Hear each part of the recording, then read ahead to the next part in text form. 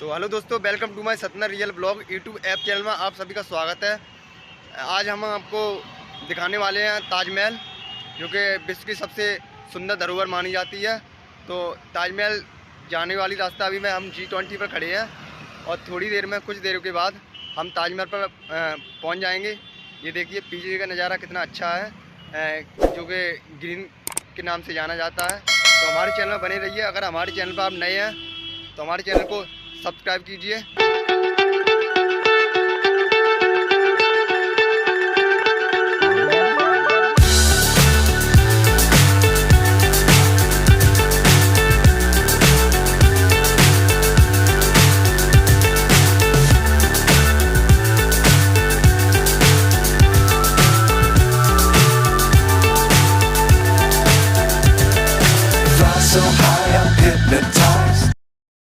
अब हम ताजमहल के लिए एंट्री करेंगे अंदर के लिए, और ये इसका ये बाहर का नज़ारा है।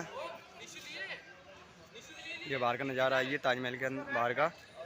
और अभी हम आपको अंदर का नज़ारा दिखाएंगे। और ताजमहल के अंदर खाना, टॉयज़, स्मोकिंग, ये जो बोर्ड दिख रहा है, ये कुछ भी ले जाना अलाउ नहीं है।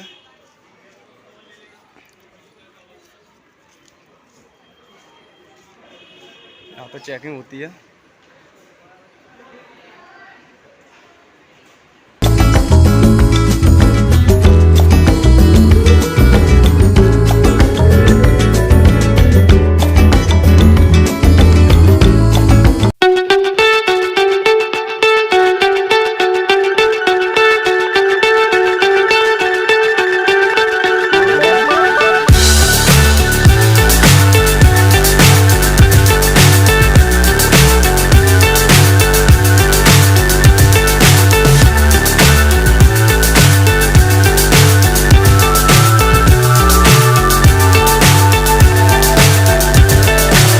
So high I'm hypnotized. What's up is down, what's left is right. Chasing stars and holding you. I can't see the end, but we'll see it through.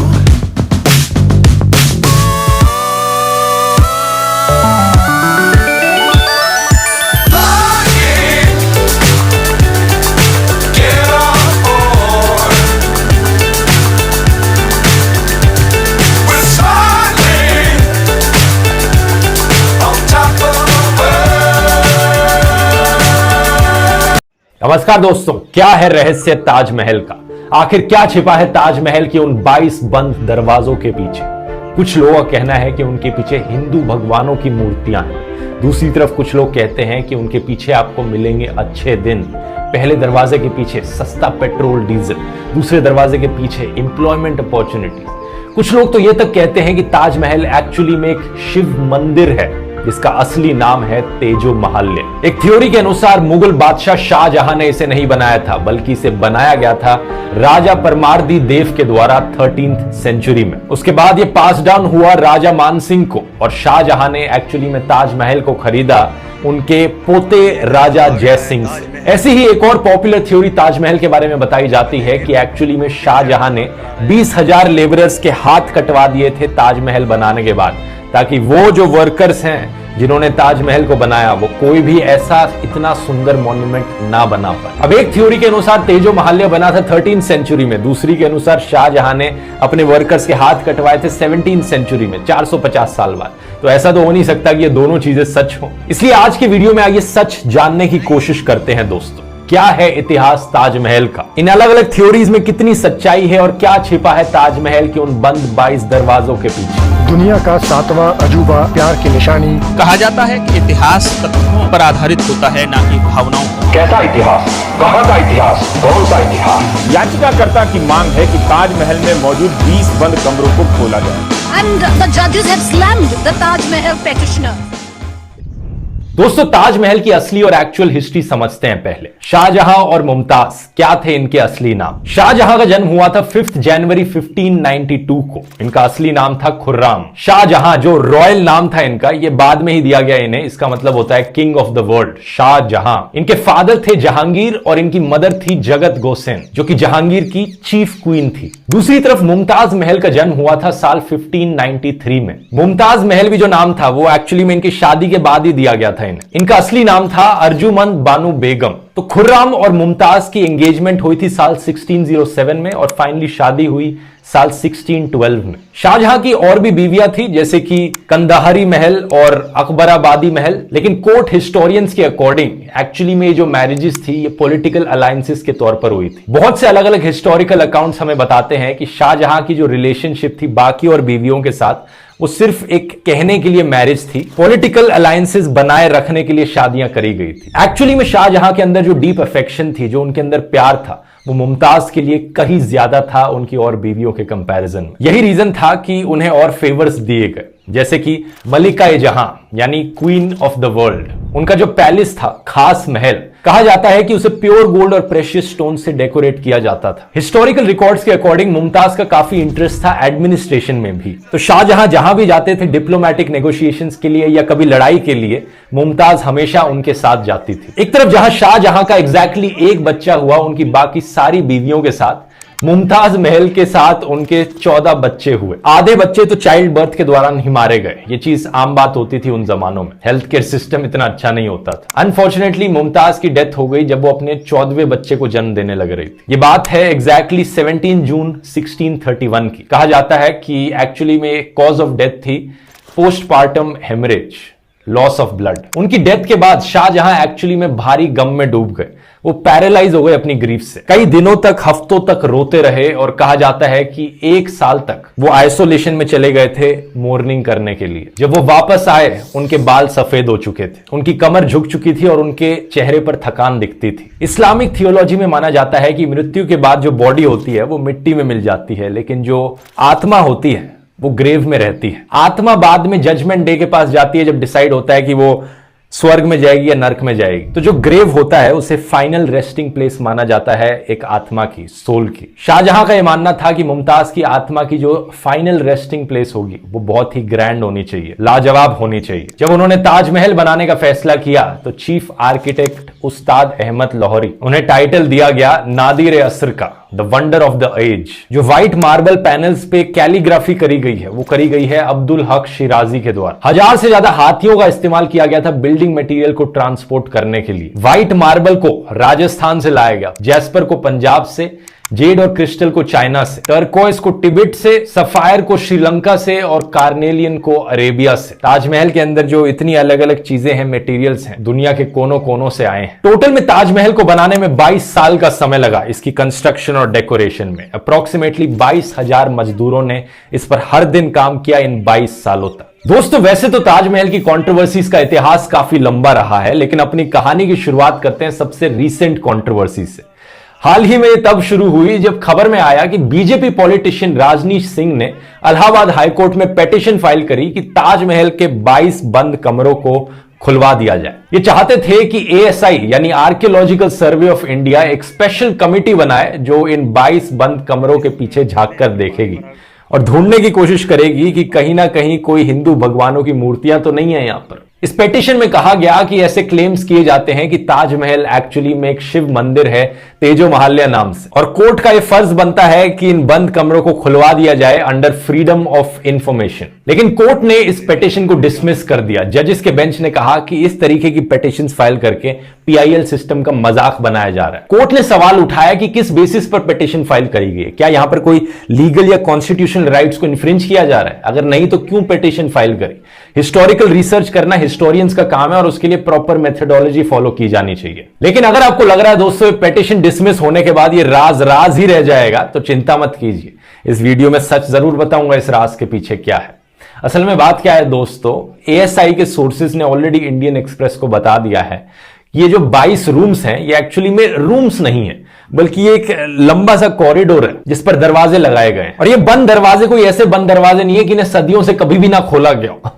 ASI के स्टाफ इनके अकॉर्डिंग ताजमहल के इन कमरों को हर हफ्ते जाकर या 2 हफ्ते में एक बार जाकर इनकी सफाई करता रहता है। एक रिटायर्ड एएसआई ऑफिशियल ने बताया कि यहां दीवारों पर कुछ भी नहीं है और बेसमेंट में ऐसे कमरे बने रहना कोई अनयूजुअल चीज नहीं है मुगल मॉन्यूमेंट्स के लिए। जो हुमायूंस टूम है दिल्ली में और जो सफदरजंग टूम है वहां पर भी ऐसे ही अंडरग्राउंड बेसमेंट में कमरे हैं जो एक तरह का कॉरिडोर बना रहे हैं और ये स्ट्रक्चरल एलिमेंट के तौर पर काम कर रहे हैं जिसके ऊपर पूरा ये ढांचा टिका हुआ है। एक और रिटायर्ड एएसआई ऑफिशियल ने बताया कि एक्चुअली में ये जो एरिया है ये इसलिए बंद किया गया है क्योंकि टूरिस्ट के लिए कुछ है ही नहीं वहां पर देखने के लिए। अननेसेसरली उन्हें खोलकर रखा जाएगा तो ज्यादा भीड़ आ जाएगी और मॉन्यूमेंट को प्रिजर्व रखने के लिए उन एरियाज को लॉक करके रखा गया। ताजमहल आखिर में एक प्रोटेक्टेड वर्ल्ड हेरिटेज साइट है जहां पर हर रोज 1 लाख से ज्यादा लोग आते हैं, तो कॉन्स्टेंटली इतने ज्यादा लोगों के आने जाने से वेयर एंड टियर ना हो, मॉन्यूमेंट प्रोटेक्टेड रहे। अब पेटिशन के डिसमिस होने के बाद भी, एएसआई ऑफिशियल्स का इतना सब कहने के बाद भी ये डिबेट बंद नहीं हुई। कुछ मीडिया वालों ने, सोशल मीडिया पर कुछ लोगों ने इस डिबेट को जबरदस्ती जारी रखा। ऑलमोस्ट ऐसा लग रहा था कि मानो किसी को फायदा पहुंच रहा हो ऐसी चीजों पर चर्चा करके। तो हुआ क्या, 3 से 4 दिन बाद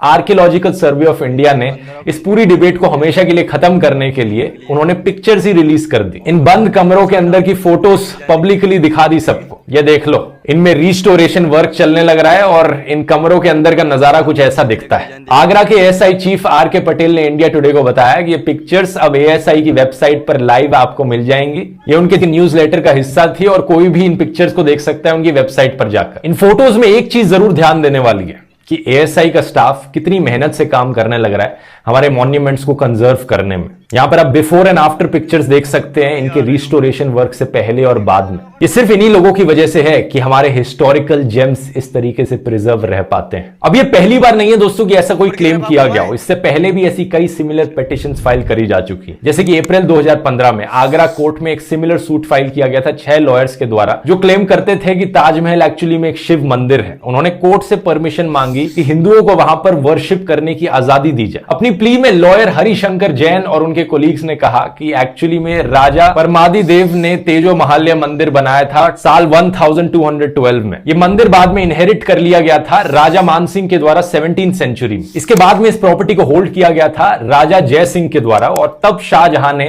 1632 में इसे एनेक्स कर लिया था। और मुमताज महल की डेथ के बाद, शाहजहां की वाइफ की डेथ के बाद इस मंदिर को कन्वर्ट कर दिया गया था एक मेमोरियल में मुमताज के लिए। कोर्ट ने एक्चुअली में इस वक्त central government, union ministry of culture, home secretary और एएसआई को कहा कि वो इस क्लेम को लेकर अपने रिप्लाई सबमिट करें। अब सरकार ने अपने रिप्लाई में इस पॉसिबिलिटी को डिनाई कर दिया। नवंबर 2015 में union cultural minister Mahesh Sharma ने लोकसभा में बताया, सरकार को आज तक कोई एविडेंस नहीं मिला इस चीज का कि ताजमहल एक हिंदू टेंपल था। एएसआई का भी यही कहना था। 2017 में आर्कियोलॉजिकल सर्वे ऑफ इंडिया ने कहा था ताजमहल एक टूम है, ना कि कोई टेंपल। वैसे ये चीज काफी डिफरेंट है ज्ञानवापी मस्जिद वाली कंट्रोवर्सी से, क्योंकि वहां पर एक्चुअली में प्रूफ एग्जिस्ट करता है कि वहां पर एक मंदिर था। लेकिन उस कंट्रोवर्सी कभी और किसी वीडियो में डिस्कस कर लेंगे, लेकिन इस वीडियो में ताजमहल पर फोकस रखते हैं। और इन्होंने राजा जयसिंह वाली कहानी को भी क्लैरिफाई करके ये कहा कि जमीन उनसे छीनी नहीं गई थी बल्कि उनसे ली गई थी एक्सचेंज में। इसके पीछे की हिस्ट्री बड़ी इंटरेस्टिंग है दोस्तों। 2017 में हिस्टोरियन राणा सफी ने एक ब्लॉग लिखा था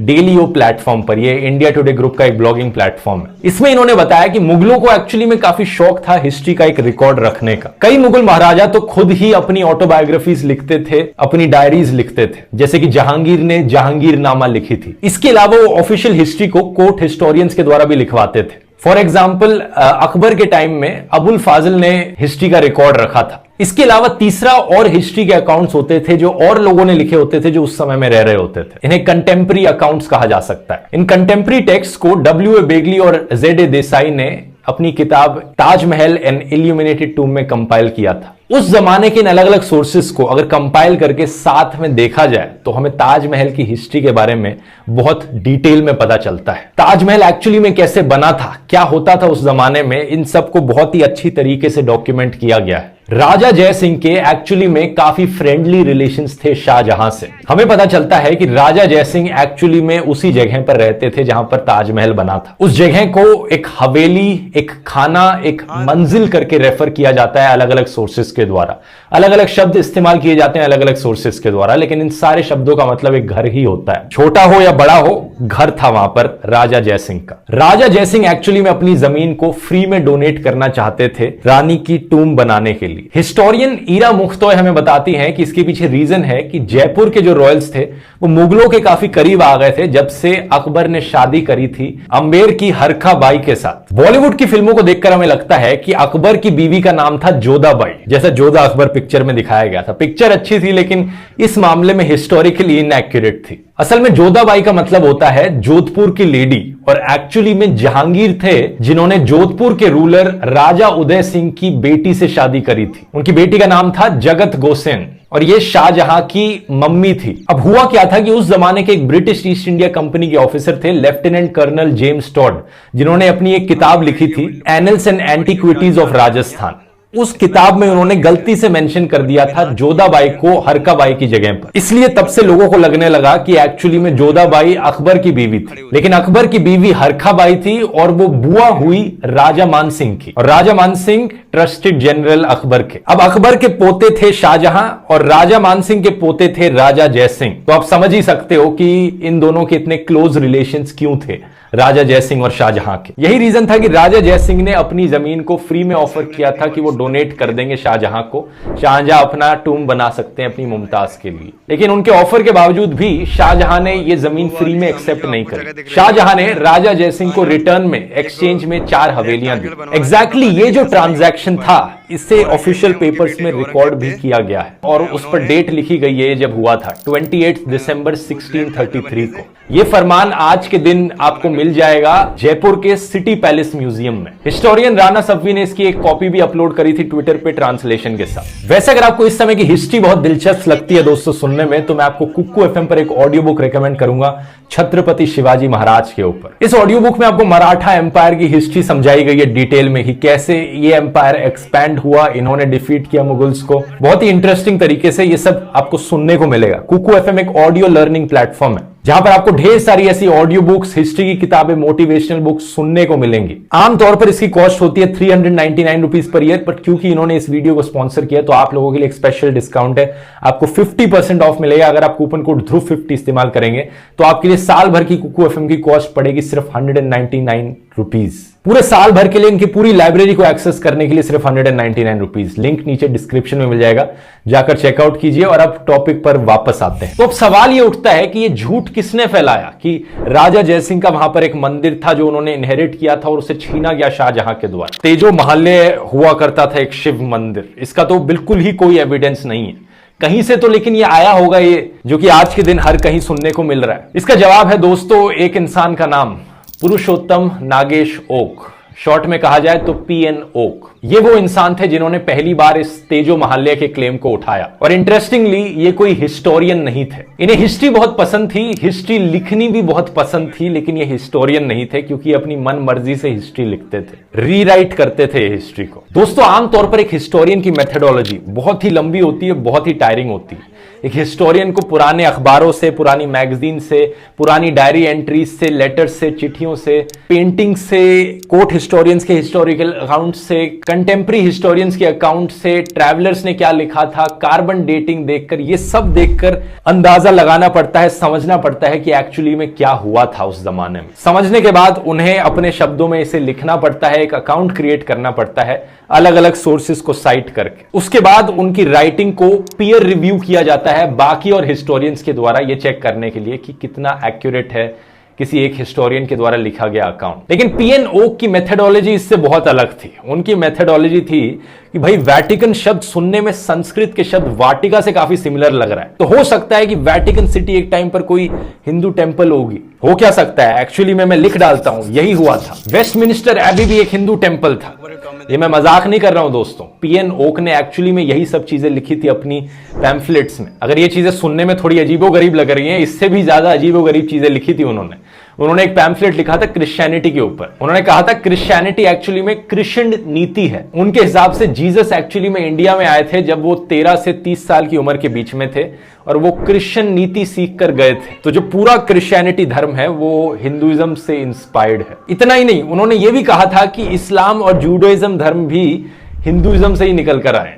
आप पूछोगे कैसे? उन्होंने कहा कि इब्राहिम सुनने में ब्रह्मा जैसा लगता है, इब्राहिम की बीवी सारा सरस्वती होंगी, मोजेस महेश होंगे यानी शिव। इनफैक्ट इनके अकॉर्डिंग पूरी दुनिया पर राज किया जाता था एक एंशिएंट हिंदू एम्पायर के द्वारा। तो ताजमहल के टॉपिक पर वापस आए तो ये पहली बार पीएन ओक ही थे जिन्होंने ताजमहल के ऊपर ये कंस्पिरेसी थ्योरी बनाई। इनकी राय में कोई भी मॉन्यूमेंट बनाया ही नहीं मुगलों ने। पहले तो पीएन ओक का कहना था कि ताजमहल एक एंशिएंट हिंदुइज्म का एक वंडर है जो बहुत पुराने जमाने में बना है, लेकिन फिर हिस्टोरियंस ने कहा कि 4th सेंचुरी से पहले की जो बिल्डिंग्स हैं इंडिया में, अगर वो रॉक कट है तो सरवाइव कर पाई है, लेकिन उसके अलावा कोई बिल्डिंग सरवाइव ही नहीं कर पाई, तो ये कैसे पॉसिबल हो सकता है? ताजमहल एक्चुअली में 1600s में ही बना है। ये सुनकर ओक ने अपने क्लेम को रिवाइज कर लिया। फिर उन्होंने कहा कि एक्चुअली में इसे साल 1155 में बनाया गया था राजा परमरी देव के द्वारा, उन राजा देव के चीफ मिनिस्टर के द्वारा। जब खुद के घर का इतिहास हो तो 2 मिनट भी नहीं लगते उसे बदलने में। अच्छा, फिर साल 1989 में इन्होंने एक और पैम्फलेट लिखा था जिसका टाइटल था ताजमहल द ट्रू स्टोरी। अपने ही पैम्फलेट के बेसिस पर इन्होंने कोर्ट में एक PIL फाइल करी साल 2000 में, ये कहते हुए कि अब हमें सच जानना पड़ेगा क्या है। इंटरेस्टिंगली इन्होंने कोर्ट में वो बात भी साइट करी थी कि शाहजहां ने राजा जयसिंह की हवेली को एक्वायर किया था। तो एक लाइन इन्होंने एक्चुअल हिस्ट्री से निकाली और बाकी की हिस्ट्री इन्होंने अपने दिमाग से, अपनी इमेजिनेशन से क्रिएट कर दी। सच बताऊं तो पीएन ओक एक बहुत ही अच्छे सुपरहिट फिक्शन राइटर बन सकते थे, लेकिन पता नहीं क्यों वो अपने आप को हमेशा एक सेल्फ प्रोक्लेम्ड हिस्टोरियन करके पुकारते थे। सुप्रीम कोर्ट ने भी उनकी पिटीशन को डिसमिस किया था, ये कहते हुए कि वो मिसकंसीव्ड है, और मजाक भी उड़ाया था सुप्रीम कोर्ट ने उनका, कहते हुए कि कोई मधुमक्खी ने काट लिया ऐसा लगता है। फिर आते हैं हम साल 2010 में। व्हाट्सएप की शुरुआत होती है, व्हाट्सएप यूनिवर्सिटी की शुरुआत होती है, और पीएन ओक की ये जो बनावटी कहानियां थी ये व्हाट्सएप यूनिवर्सिटी की थ्योरीज बन जाती हैं। यही फिक्शनल कहानियां बार बार फॉरवर्ड होकर लोगों तक पहुंचती हैं। लोग यकीन कर बैठते हैं कि ये सच्ची कहानियां हैं और फिर से कोर्ट में हमारे फ्रेश पिटीशंस जाती हैं। हमारे कोर्ट्स का टाइम वेस्ट होता है इन चीजों में। इंटरेस्टिंग चीज ये थी कि व्हाट्सएप यूनिवर्सिटी के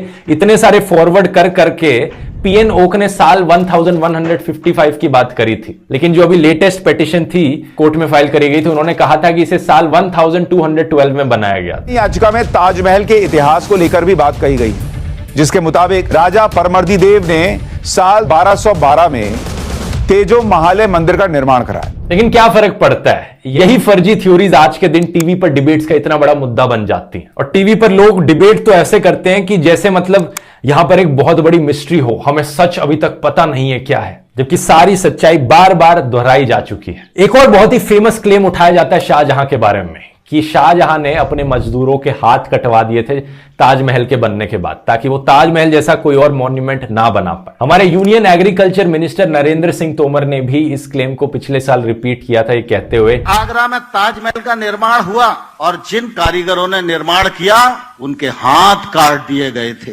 लेकिन विश्वनाथ कॉरिडोर का निर्माण करने वाले कारीगर और बेलदारों का फूल वर्षा का स्वागत करके एक नए आयाम को इस देश में नरेंद्र मोदी जी के नेतृत्व में दिया गया। इस क्लेम के बारे में अगर आप थोड़ा लॉजिकली सोचने की कोशिश करोगे तो आपके मन में भी सवाल उठेगा कि ये पॉसिबल कैसे हो सकता था। ये 20,000 वर्कर्स जिन्होंने ताजमहल बनाया, क्या एक ही दिन में सबके हाथ एक साथ काट दिए गए? अगर नहीं तो क्या सबको एक एक करके बुलाया गया कि आओ नेक्स्ट बारी आपके हाथ कट रहे हैं, सबको लाइन में खड़ा किया गया? एक दिन में तो पॉसिबल हो नहीं सकता 20,000 लोगों के हाथ काटना। तो भाई आ जाओ, थर्सडे है, थर्सडे के दिन इन मजदूरों के हाथ कटेंगे। वो वाला मजदूर, उसकी बारी सैटरडे को आएगी, उसके हाथ हम सैटरडे को काटेंगे। अगर ऐसे होता तो कोई मजदूर क्या अपना लाइन में खड़े होकर वेट करता कि मेरे हाथ कटने जा रहे हैं सैटरडे तक, मैं रुककर लाइन में खड़े हमारे पास? वो इसका बिल्कुल उल्टा है। शाहजहां ने एक बड़ी सेटलमेंट बनाई थी ताजगंज करके, जो कि आज के दिन तक एग्जिस्ट करती है। हजारों मेसन्स, आर्टिसंस और अलग अलग मजदूर वहां पर असेंबल हुए थे एम्पायर के अलग अलग हिस्सों से, साथ में मिलकर काम करने के लिए। उन मजदूरों के जो डिसेंडेंट्स हुए, आने वाली पीढ़ियां हुई, वो भी आज के दिन तक उसी जगह पर काम करती हैं और अपनी फोरफादर्स की स्किल को प्रैक्टिस करती हैं। एक्चुअली में हुआ क्या था कि ताजमहल बनाने के बाद शाहजहां के मजदूरों ने एक पूरा का पूरा नया इंपीरियल शहर बनाया जिसका नाम था शाहजहानाबाद यानी दिल्ली। तो थोड़ा लॉजिकली सोचकर देखो, ताजमहल, रेड फोर्ट, जामा मस्जिद, ये सब अराउंड द सेम टाइम बने हैं। अगर उन मजदूरों के हाथ काट दिए जाते तो ये सब इतनी बड़ी बड़ी चीजें फिर से कैसे बना पाते। शाहजहां के पीरियड को एक्चुअली में माना जाता है मुगल आर्किटेक्चर का गोल्डन पीरियड, और ये तभी पॉसिबल हो पाया जब शाहजहां ने अपने मजदूरों को आदर दिया। आज के दिन बहुत से लोगों के लिए ताजमहल एक सिंबल ऑफ लव है। शकील जैसे पोएट्स ने इसके बारे में लिखा है कहते हुए, एक शहंशाह ने बनवा के हंसी ताजमहल, सारी दुनिया को मोहब्बत की निशानी दी है। दूसरी तरफ लेजेंडरी पोएट्स जैसे कि सहीर लुधियानवी ने लिखा है, एक शहंशाह ने दौलत का सहारा लेकर हम गरीबों की मोहब्बत का उड़ाया है मजाक। बात इनमें से कोई भी सच हो, लेकिन आज के दिन यह डिनाई नहीं किया जा सकता कि ताजमहल एक आर्किटेक्चर मार्वल है, दुनिया का one of the official 7 wonders of world है और एक यूनेस्को वर्ल्ड हेरिटेज साइट है। इंडिया की one of the most popular tourist attractions, जिसको देखने के लिए दुनिया भर से लोग इंडिया आते हैं। इसमें ना प्राउड होने की कोई बात ही नहीं है, सही मायनों में ये एक इंडिया की शान है। वीडियो इंफॉर्मेटिव लगा, बाकी और हिस्ट्री वीडियोस भी आप इस प्लेलिस्ट में देख सकते हैं। और अगली बार अगर आप किसी को सुने अपने व्हाट्सएप ग्रुप में, अपने फैमिली मेंबर्स में, अपने दोस्तों में ताजमहल के बारे में झूठी अफवाहें फैलाते हुए, तो ये वीडियो जरूर उनके साथ शेयर करना। बहुत बहुत धन्यवाद।